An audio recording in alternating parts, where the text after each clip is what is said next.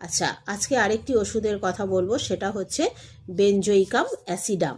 বেনজোইকাম অ্যাসিডাম হচ্ছে সাধারণত ব্যক্তিত্ব যে মানসিক লক্ষণ বা ব্যক্তিত্ব, সেটা হচ্ছে কি প্রচণ্ড বিষণ্ণ, এবং এই বিষণ্ণ ভাবটা কিভাবে আসে, তার অতীতের কিছু দুঃখজনক ঘটনা যেগুলো ক্রমাগত সে চিন্তা করতে পারে, এবং এই চিন্তা করতে করতেই সে একটা উদ্বেগ অনুভব করবে, বিষণ্ণ হৃদয় তার চলে আসবে, এবং ভুলে যাওয়া একটা থাকবে, স্মৃতিশক্তির দুর্বলতা, মানসিক কুয়াশা একটা তৈরি হবে, অর্থাৎ মানসিক পরিশ্রম সে করতে পারবে না, ভুলে যাওয়ার প্রবণতা থাকবে, খিটখিটে স্বভাব থাকবে, বিরক্তি ভাব থাকবে অ্যাসিড গ্রুপ যেহেতু, আর খারাপ রসিক রাগী বা বিরক্তি তার মধ্যে থাকবে। আচ্ছা, এবার হচ্ছে পরিবর্তনশীল তার মেজাজ, উত্তেজনা থেকে প্রচণ্ড ক্লান্তি চলে আসবে, অবসন্নতা চলে আসবে, এত উত্তেজিত হয়ে যাবে।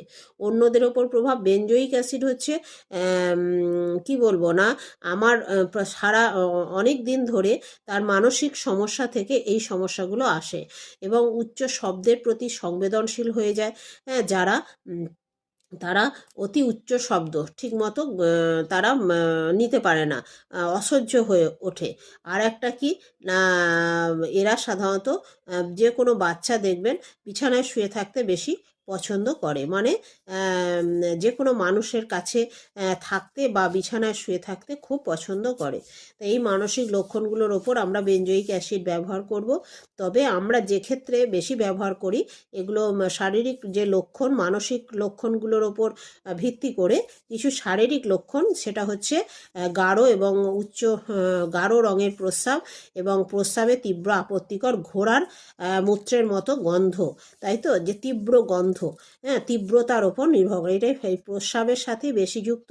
এছাড়া গেঁটে বাত বা মূত্রনালীর রোগের ক্ষেত্রেও ব্যবহার করা হয়। সাধারণত আমরা এটাই বলি অ্যাসিড বেনজোইক মূত্র, ঘোড়ার মূত্রের মতো গন্ধ। দীর্ঘদিন মানসিক সমস্যা থেকে এই এর উদ্ভব হতে পারে, অতি দুঃখ, অতি কষ্ট থেকে, হ্যাঁ, যে মানসিক সমস্যা, সেক্ষেত্রে তার পরবর্তী ক্ষেত্রে যে সমস্যা তৈরি হয়, অ্যাসিড বেনজোইক ব্যবহার করা যায়।